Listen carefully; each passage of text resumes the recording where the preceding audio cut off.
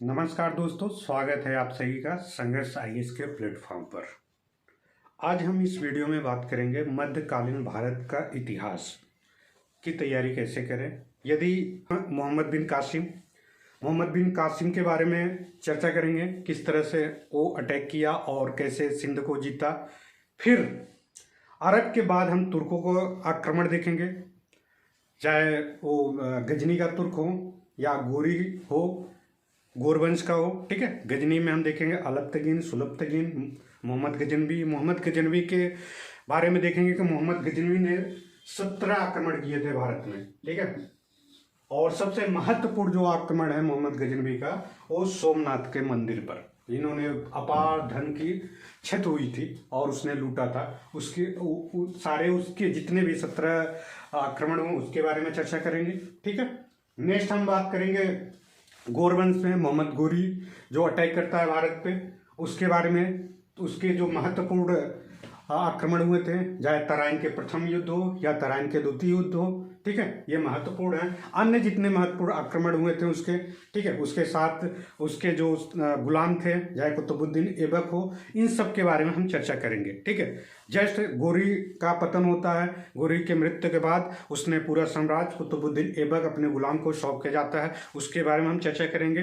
कुतुबुद्दीन ऐबक गुलाम वंश की स्थापना करता है। फिर कुतुबुद्दीन ऐबक के बाद जो शासक आता है महत्वपूर्ण, उसका बेटा रहता है आराम शाह, हालांकि बहुत महत्वपूर्ण शासक नहीं रहता। उसका दामाद रहता है इल्तुतमिश, उसके बारे में हम चर्चा करेंगे। ठीक है, इल्तुतमिश के बाद जो फिरोज रुकनुद्दीन रहता है उसके बारे में हम चर्चा करेंगे। इसके बाद रजिया सुल्तान जो कि प्रथम शासिका मानी जाती है भारतीय इतिहास में, उसके बारे में चर्चा करेंगे। किस तरह की वो एक महान शासिका थी, किस तरह की उसने शासन प्रशासन में अपना योगदान दी, उसके बारे में हम चर्चा करेंगे। इसके बाद बहराम शाह के बारे में चर्चा करेंगे, बहराम शाह जो शासक होता है। ठीक है, फिर इसके बाद हम बात करेंगे कि मसूद शाह के शासक के बारे में। ठीक है, इसके बाद नेक्स्ट जो शासक आता है उसका नाम रहता है कि नसरुद्दीन महमूद रहता है, उसके बारे में हम चर्चा करेंगे।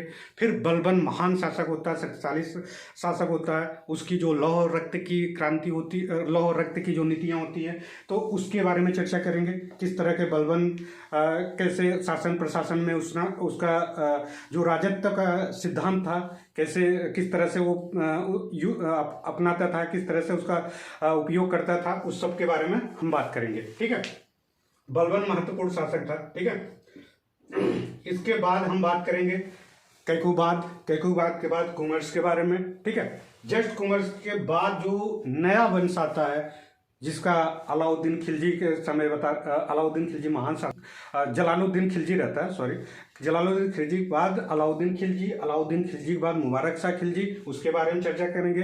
फिर मुबारक शाह खिलजी जो थोड़ा से कम अच्छा शासक रहता है, बहुत महान शासक नहीं होता है, यहाँ से डिक्लाइन स्टार्ट हो जाता है इसका, खिलजी वंश का, उसकी चर्चा करेंगे। फिर खुसरो शाह करके शासक लास्ट होता है, उसको मारकर फिर गयासुद्दीन तुगलक वंश की स्थापना करता है, उसके बारे में हम चर्चा करेंगे।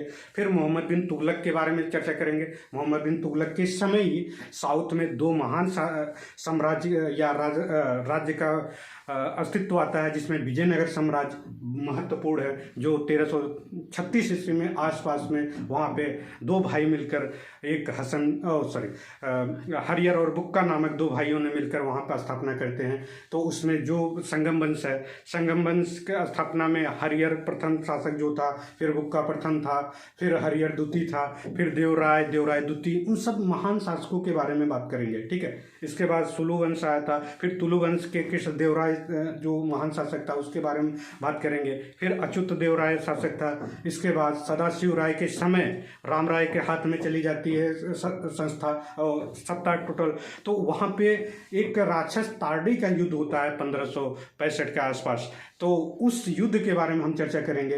वो वहाँ से विजयनगर साम्राज्य खत्म होता है और वही उसी समय एक 1347 ईस्वी में आपका बहमनी साम्राज्य का अस्तित्व आता है, जिसकी राजधानी गुलबर्गा रहती है। हसन गंगू या जफर खां के नाम से भी उसका नाम पड़ता है। तो ये बहमन शाह जो रहता है या हसन गंगू रहता है, इसके बारे में चर्चा करेंगे। फिर ये 5 भागों में डिवाइड होता है, चाहे बरार हो, बीदर हो, या गोलकुंडा हो, या अहमदनगर हो, बीजापुर हो, इन सब राजाओं के बारे में चर्चा करेंगे। बीजापुर के आदिल शाही राजा महत्वपूर्ण राजा था। जब आपका राक्षस ताड़ई का युद्ध हो रहा था, उस समय बीजापुर ही नेतृत्व किया था। ठीक है, तो इन सब के बारे में हम चर्चा करेंगे। या इनके काल में जो भी विजयनगर साम्राज्य के समय जो विदेशी यात्री आए थे, चाहे निकोलो कॉन्टी हो, चाहे बारबोसा हो, या डोमिंगो पायस हो, या फ्रेडरिक हो, कोई भी हो, इन सब के बारे में हम चर्चा करेंगे विस्तार से। ठीक है, यहाँ पे सिर्फ मेरा मकसद है कि आपको बताना है कि हम मध्यकालीन भारत में किस तरह से एक एक करके वहाँ की सामाजिक, आर्थिक, राजनीतिक हर एक पहलू पे बात करेंगे। ठीक है, वहाँ का समाज में पर्दा प्रथा था कि नहीं, बाल विवाह था कि नहीं, विधवा विवाह था कि नहीं, वहाँ पे किस तरह के टैक्स लगते थे, वहाँ की शासन प्रशासन में स्थानीय स्तर पर शासन प्रशासन था कि नहीं, राज्य स्तर पे था कि नहीं, प्रांत स्तर पे था कि नहीं, ये सब हम देख रहे हैं। हम तुगलक काल के स्टार्ट किए थे, जहाँ पे हम गयासुद्दीन तुगलक और ये मोहम्मद बिन तुगलक के बात किए थे। मोहम्मद बिन तुगलक के बाद फिरोज शाह तुगलक का शासन प्रशासन आता है। मोहम्मद बिन तुगलक की जो भी नीतियाँ थी उनके बारे में हम चर्चा करेंगे, चाहे उसकी टोकन की नीतियाँ थी, जो एक सांकेतिक मुद्रा चलाया था, किस तरह से राजधानी परिवर्तन किया था, उन सब के बारे में हम बात करेंगे। ठीक है, उसके जो कर टैक्स लगाए थे, किस तरह की प्रजा की उसने शोषण किया था, सारी चीज़ें, चाहे उसके हित हो अहित हो, इन सब के बारे में उसकी जो शासन प्रशासन थी उन सब पर चर्चा करेंगे। ठीक है, मोहम्मद बिन तुगलक एक महत्वपूर्ण राजा था, ये सल्तनत काल का, तुगलक वंश का, उन पे हम चर्चा करेंगे। नेक्स्ट हम बात कर रहे हैं फिरोज शाह तुगलक, वो महत्वपूर्ण तुगलक काल का शासक है, उसके बारे में चर्चा करेंगे। इसकी क्या नीतियाँ थी, किस तरह के, ये काफ़ी पढ़ा लिखा था, इसने सिंचाई व्यवस्था स्टार्ट की थी, किस तरह से कृषकों के लिए या प्रजा के लिए, गरीबों के लिए, किस तरह से इसने बहुत सारे विभाग खोले थे, उस विभाग का किस तरह का रोल था, उन सब पे हम चर्चा करेंगे। ठीक है, नेक्स्ट फिरोज शाह तुगलक के जस्ट बाद जो इसके ये एक कमज़ोर शासक आते हैं, बहुत महत्वपूर्ण शासक नहीं होते हैं, छोटे छोटे, अबू बकर आता है। फिर इसके बाद आप लास्ट का जो शासक होता है नसरुद्दीन महमूद रहता है, उसको मारकर फिर जहाँ पे सैयद वंश की स्थापना होती है। हाँ, हम इसी के बीच में चाहे अलाउद्दीन खिलजी हो, अलाउद्दीन खिलजी की जो नीतियाँ थी, चाहे वो किसी भी राज्य को, पद्मावत की जिस तरह से आप कहानियाँ देखे होंगे, उसने राणा रतन सिंह की जो पत्नी थी उनको देखना चाहता था या पाना चाहता था, उस सब को हम चर्चा करेंगे। मंगोलों का आक्रमण जो हुआ था, मंगोल एक बहुत बड़ा साम्राज्य था उस समय, उस दौरान। ठीक है, मध्य एशिया में मंगोलों में सबसे चंगेज खां का या उसके जो भी बच्चे उसके उत्तराधिकारी थे मंगोल के, चंगेज खां के, उन सब के बारे में भारत पे अटैक किए थे, किस किस काल में, इल्तुतमिश काल में या अलाउद्दीन खिलजी में या बलबन के, किस तरह कहाँ कहाँ पे मंगोलों का अटैक हुआ था, उन सब के बारे में हम चर्चा करेंगे। मंगोल के बारे में भी चर्चा करेंगे। ठीक है,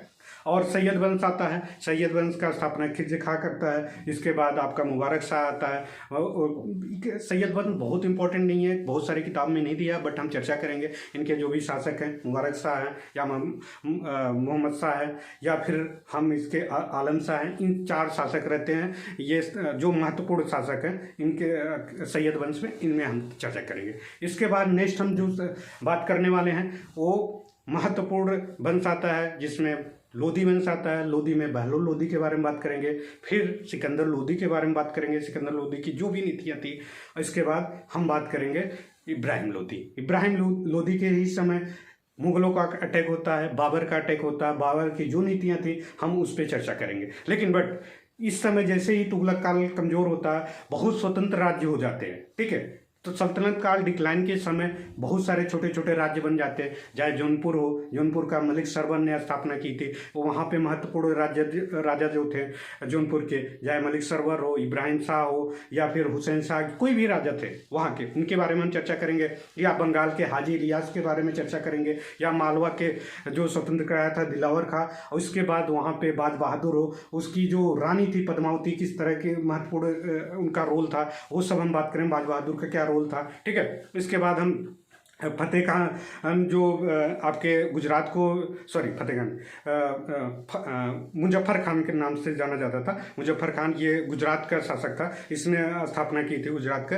या फिर हमने देखेंगे कि यहाँ पे आपका मेवाड़ में, मेवाड़ में आप सिसोदिया वंश में देखेंगे, हमीर देव को देखेंगे, मारवाड़ का जो सिया था उसने स्थापना किया था, या रावचूड़ा था। उन सब के बारे में हम बात करेंगे। या फिर कश्मीर में देखेंगे महत्वपूर्ण शासक सिंहदेव, या फिर आपका एक अकबर, जो कश्मीर का राजा अकबर के नाम से जाना जाता है, उसके बारे में हम चर्चा करेंगे। ठीक है, इसके बाद फिर हम बात करेंगे इन सब स्वतंत्र राज्यों के साथ होते हुए। इसके बाद जस्ट हम बात करने वाले हैं कि मुगल काल में बाबर के बारे में, बाबर की जो नीतियाँ थी, जो तुगलक नीतियाँ थी, जो बाबर ने पानीपत की युद्ध में इब्राहिम शाह को हराया। फिर इसके बाद जितने भी युद्ध हुए, इसके बाबर और भारत के शासकों द्वारा, चाहे खानवा को हो, चाहे किसी भी कोई भी युद्ध हो, उन सब के बारे में हम बात करेंगे। ठीक है, नेक्स्ट हम बात करेंगे हुमायूं के बारे में। हुमायूं की जो नीतियाँ थी, हुमायूं ने किस तरह से उसने शासन प्रशासन चलाया बाबर के बाद। ठीक है, इसके बाद हुमायूं के समय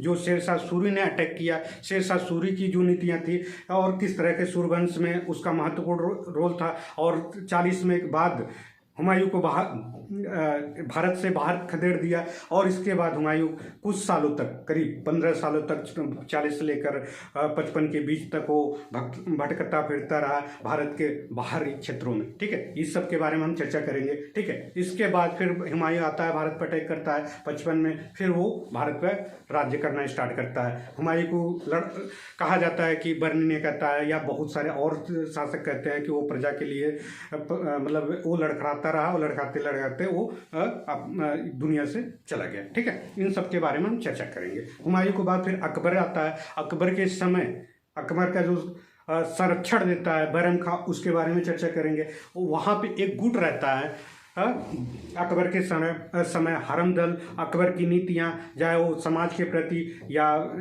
इसके समाज के प्रति हो, आर्थिक हो, सामाजिक हो, राजनीतिक हो, हर एक चीज़ हम पहलू पे बात करेंगे। ठीक है, हाँ, मैंने थोड़ा सा और ये सल्तनत काल की जितनी भी शासन प्रशासन की बात है, उस सब पर हम अध्ययन अच्छे से करेंगे। ठीक है, उस पर चाहे उसकी समाज हो, आर्थिक हो, सांस्कृतिक हो, किस तरह की उनकी कलाएँ, इस सब पे बात करेंगे। तो बाबर के हमने अकबर के देख रहे थे। अकबर के जस्ट बाद हम देखेंगे जहांगीर के समय, जहांगीर के नूर गुट जो थी उसके बारे में, जहांगीर किस तरह से विद्रोह करता है, क्या करता है, उसके बारे में। जहांगीर कितना पराक्रमी और शक्तिशाली राजा रहता है। जहांगीर एक खुद महान कलाकार होता है, चित्रकारी में उसकी बड़ी रुचियाँ होती हैं। वो उसके काल में जो चित्रकार होते हैं, उसकी जो भी स्थापत्य कलाएँ थी, कोई भी थी, उसकी समाज, प्रशासनिक, आर्थिक, वो सब पे हम चर्चा करेंगे। जहांगीर के बाद शाहजहाँ के बारे में बात करेंगे। शाहजहाँ के नीतियाँ और शाहजहाँ के सारे जितने भी आक्रमण, विद्रोह जो भी हुआ। ठीक है, शाहजहाँ के जस्ट बाद औरंगजेब आता है। औरंगजेब की नीतियाँ, औरंगजेब ने किस तरह से शासन प्रशासन हिंदुओं और अन्य क्षेत्रों के लिए काम किया है, उस सब के बारे में हम यहाँ पे बात करेंगे।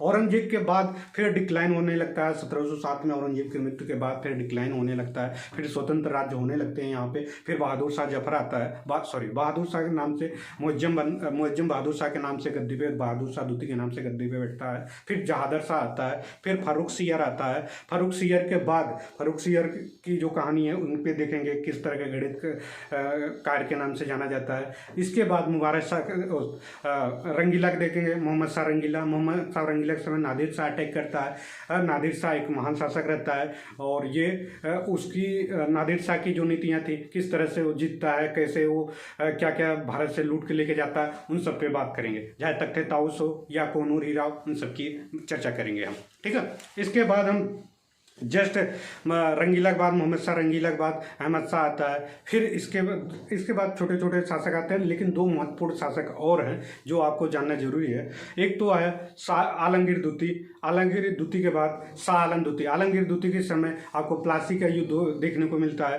प्लासी का युद्ध। इसके बाद शाह आलम द्वितीय के समय बक्सर का युद्ध देखने को मिलता है। तो इन सब के चर्चा करेंगे। ये महत्वपूर्ण राजा हैं, क्योंकि हमेशा एग्जाम में पूछ लेता है कि प्लासी के युद्ध के समय कौन से राजा थे, या बक्सर के युद्ध के समय कौन से राजा थे। ठीक है, इसके बाद जो राजा आता अकबर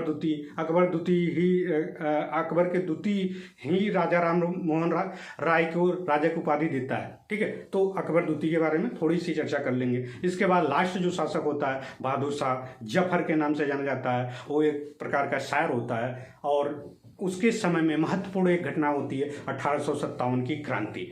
इसके बाद बहादुर शाह जफर को वहाँ से रंगून भेज दिया जाता है, वहाँ पे उसकी मृत्यु हो जाती है। ठीक है, यहाँ से मुगल पूरा पतन हो जाता है, ख़त्म हो जाते हैं, मुगल की अस्तित्व खत्म हो जाता है। और हम मुगलों की शासन प्रशासन के बारे में बात करेंगे, उसके प्रांत के बारे में बात करें, कितने प्रांत थे, उसकी जो जिले थे कितने थे, किस तरह के मौजा था, किस गाँव किस तरह की स्थानीय व्यवस्थाएँ किस तरह की थी, उनकी ब्लॉक लेवल पर किस तरह की व्यवस्थाएँ थी, वो सब बात करेंगे। सामाजिक आर्थिक समाज में महिलाओं की स्थिति कैसी थी, बच्चों का स्थिति कैसी थी, वहाँ पे पर्दा प्रथा थी कि नहीं, सती प्रथा था कि नहीं, कौन कौन से राजा किस तरह से क्या रूल अपनाए थे, इस तरह की सारी चीज़ें। ठीक है, आर्थिक हम महत्व को देखेंगे, हम उसके चाहे स्थापत्य कलाएँ हैं, महत्वपूर्ण स्थापत्य कलाओं के बारे में देखेंगे और जो भी उसकी संस्कृति है, कला है, आर्ट है, उन सब पर हम अध्ययन करेंगे। ठीक है, आज हम सिर्फ मध्यकालीन भारत इतिहास के मुख्य चीज़ों पर बात किए हैं। बाकी हम जब पढ़ाते समय हम आपको डिटेल में बताएंगे, जितना ज़्यादा आप चाहते हैं उससे ज़्यादा हम बताएंगे।